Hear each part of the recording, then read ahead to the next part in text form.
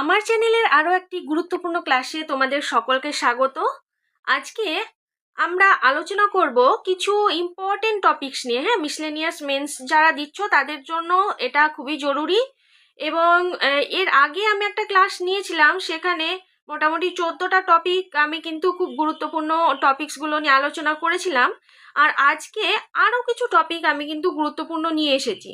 দেখো, এই টপিকগুলো এইভাবে আনার কারণটা এটাই যে এই টপিকগুলো সবগুলো কিন্তু তোমরা রেডি করে হলে যেও, ঠিক আছে? বাকি এর বাইরে যদি কিছু আসে সেটার জন্য আমাদের কিছু টাইম ম্যানেজ করে আমাদের নলেজ থেকে কিন্তু আমাদেরকে সেটা লিখে আসতে হবে। কিন্তু এই টপিকগুলোর ভেতরে যদি তোমরা কিছু পাও, সেই নোটসটা প্রিপেয়ার্ড করে যাবে, যাতে একদম ভাবনা চিন্তার কোনো সময় না নিতে হয়। পরীক্ষার হলে বসে একদম A to Z তোমরা কিন্তু নামিয়ে ফেলতে পারো, ঠিক আছে? কেননা পরীক্ষা হলে অত সময় পাবে না ভেবে চিনতে লেখার, সেটাকে সুন্দরভাবে রিপ্রেজেন্টও করতে হবে, শুধু লিখলেই হবে না, ঠিক আছে? কেননা লিখবে তো সবাই কিছু না কিছু, তোমাকে নিজের খাতাটা আলাদা সেপারেট করতে হবে সবার থেকে। সেটা কিভাবে সম্ভব? সেটা কিন্তু লেখার মাধ্যমে লেখাটাকে যত সুন্দরভাবে রিপ্রেজেন্ট করতে পারবে, তখনই কিন্তু আলাদাভাবে তোমার খাতাটা কিন্তু পরীক্ষকের কিন্তু চোখে পড়বে, তাই তো? তাহলে লিখলেই হবে না, সুন্দর করে সেটাকে রিপ্রেজেন্ট করতে হবে। এবং এই টপিকগুলো নিয়ে আমি আজকে যে আলোচনা করব, সেই টপিকগুলো নিয়ে ফার্দার ডিটেলসে ক্লাস আমি অলরেডি নিয়ে আসছি কিছুদিন থেকে, এবং আগামী দিনেও আনবো। তো এই নোটসগুলো আমার ফলো করো, আশা করি ভালো নাম্বার ক্যারি করতে পারবে, ঠিক আছে? খুব সুন্দর জিস্ট আকারে লেখা থাকছে এবং পয়েন্ট টু পয়েন্ট করে লেখা থাকছে। এটা কিন্তু তোমাদের জন্য খুব জরুরি এইভাবে রিপ্রেজেন্ট করাটা, ঠিক আছে? তাহলে আজকে আমরা আলোচনা করব যে most important topic for PSC miscellaneous main. তাহলে কিভাবে লিখতে হবে? লেখার মধ্যে যেটা আমাদের দরকার, ইমপ্রেসিভ ওয়েতে আমাদেরকে রিপ্রেজেন্ট করতে হবে, যাতে কিনা আমরা ভালো নাম্বারটা তুলতে পারি। সেটা কিভাবে সম্ভব? সেটা কিন্তু সবসময় আমাদের পয়েন্ট ওয়াইজ লেখাটা প্র্যাকটিস করতে হবে। শুধু পড়লেই হবে না, তোমাদেরকে টাইম ধরে কিন্তু বাড়িতে একটুখানি লেখাটাও প্র্যাকটিস করতে হবে। সেই টপিকটা সেই টাইমের মধ্যে নামানোটাও কিন্তু খুব দরকার বা খুব জরুরি। সেটা হলে বসে মেকআপ সবসময় খাওয়ানো যায় না, ঠিক আছে? যতক্ষণ না তুমি হাতে কলমে বাড়িতে বসে লিখে প্র্যাকটিস করবে, ততক্ষণ পর্যন্ত তোমার কিন্তু সেই কনফিডেন্সটা গেন কিন্তু করতে পারবে না, ঠিক আছে? তাহলে চলো কথা না বাড়িয়ে এবার ইম্পর্টেন্ট টপিকসগুলো দেখে নিই। হ্যাঁ, দেখো, প্রথমেই যেটা রেখেছি সেটা হচ্ছে ডিজিটাল ডাটা প্রোটেকশন অ্যাক্ট 2023।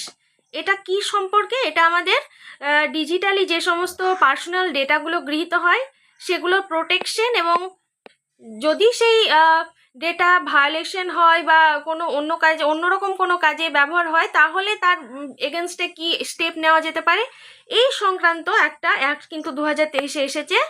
হ্যাঁ, তো এটা ইম্পর্টেন্ট। তারপরে হচ্ছে ইলেকট্রাল বন্ড স্কিম কি? সম্প্রতি আবার এটা সুপ্রিম কোর্টের রায়ে কিন্তু এই বন্ড যে ইস্যু ব্যাপারটা, সেটা কিন্তু বন্ধ হয়ে গেছে। 2018-তে এসেছিল এটা, এবং SBI এই বন্ড ইস্যু করতো, যেটা কিন্তু পলিটিক্যাল পার্টিগুলোকে একটা অনুদানের ব্যাপার ছিল এর মধ্যে, ঠিক আছে? অনুদান দেওয়া যেত। এই স্কিমটা কিন্তু রিসেন্টলি বন্ধ হয়ে গেছে সুপ্রিম কোর্টের রায়। তারপরে ইউনিফর্ম সিভিল কোড সম্বন্ধে আশা করি কিছু না কিছু শুনেছ। এটা হচ্ছে তোমার উত্তরাখণ্ড প্রথম কিন্তু এই ইউনিফর্ম সিভিল কোডকে অ্যাপ্লাই করে দিল। তো এটাও কিন্তু একটা গুরুত্বপূর্ণ টপিক। তারপরে হচ্ছে তোমার বিএনএসএস, এবং একটা আছে এর সাথে সাক্ষ্য অধিনিয়ম, ঠিক আছে? ভারতীয় সাক্ষ্য অধিনিয়ম। তো এটা হচ্ছে ভারতীয় ন্যায় সংহিতা, ভারতীয় নাগরিক সুরক্ষা সংহিতা এবং ভারতীয় সাক্ষ্য অধিনিয়ম। এই টপিকটাও কিন্তু খুব ইম্পর্টেন্ট।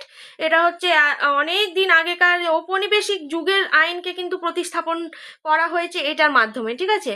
তারপরে দেখো, মণিপুর আনরেস্ট, মণিপুরে যে সাম্প্রতিক জাতিগত বিরোধ বা দ্বন্দ্বটা দেখা গিয়েছিল, সেটাও কিন্তু গুরুত্বপূর্ণ, এবং এটা নিয়ে আমি অলরেডি একটা ক্লাস ইউটিউবে আপলোড করে দিয়েছি, তোমরা চাইলে একটু সার্চ করে দেখে নিতে পারো। হ্যাঁ, তারপরে শার্কস রিলিভ্যান্স, জানো একটা শার্ক খুব গুরুত্বপূর্ণ একটা টাইমে কিন্তু ইম্পর্টেন্ট রোল প্লে করতো, কারণ এখন কিন্তু আর শার্কের সেই যে সামিটও হচ্ছে না, এবং শার্কের রিলিভ্যান্সটাও কিন্তু অনেকটা কমে গেছে। কিন্তু শার্ক চাইলেই কিন্তু একটা ইম্পর্টেন্ট রোল প্লে করতে পারে, ঠিক আছে, তো সার্কের গুরুত্ব কতটা বা আদৌ আছে কিনা এই সম্পর্কে একটা কিন্তু টপিক গুরুত্বপূর্ণ।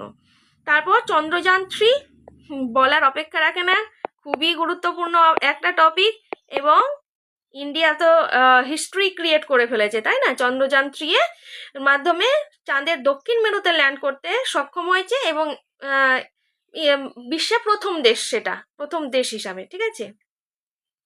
তারপরে দেখো women's reservation act 2023, reservation act, এটা কি বলছে? এটা হচ্ছে তোমার বিধানসভা এবং হচ্ছে পার্লামেন্টে যে 1/3 উইমেন্সদের জন্য রিজার্ভেশন রাখা হয়েছে, সেটা সম্বন্ধে হচ্ছে উইমেন রিজার্ভেশন অ্যাক্ট 2023। তারপরে হচ্ছে ওয়ান নেশন ওয়ান ইলেকশন, এটাও তোমরা জানো সাম্প্রতিককালে এটা খুবই একটা চর্চার বিষয়, নিউজে বারবার উঠে এসেছে, ঠিক আছে। তাহলে এটা আমাদের কিন্তু রেডি করে যেতেই হবে। সিক্সথ কোয়াড সামিট,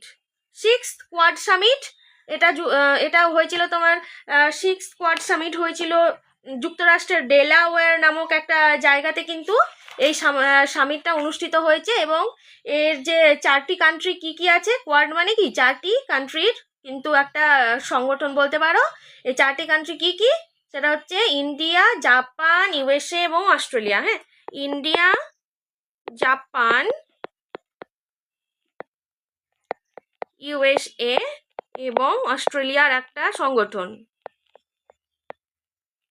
এই সামিটটা সম্বন্ধে আমাদের জানা প্রয়োজন, যে এখানে কি আলোচনা হয়েছে, কি বিষয়ে পদক্ষেপ গ্রহণ করা হয়েছে। তারপরে হচ্ছে তোমার অপরাজিতা বিল, একদম রিসেন্ট পশ্চিমবঙ্গের বিধানসভা কিন্তু অপরাজিতা মহিলা ও শিশু বিল পাশ করেছে। হ্যাঁ, তো এটা সম্বন্ধে আমাদের কিন্তু জেনে রাখা উচিত। আর তারপরে আসছে তোমার ব্রিক্স 2025 কোথায় অনুষ্ঠিত হলো? এটা হচ্ছে তোমার ব্রাজিলের রিও ডি জেনিরো,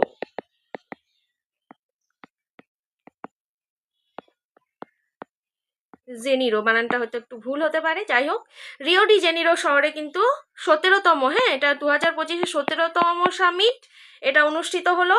এটাও খুব ইম্পর্টেন্ট টপিক এটা।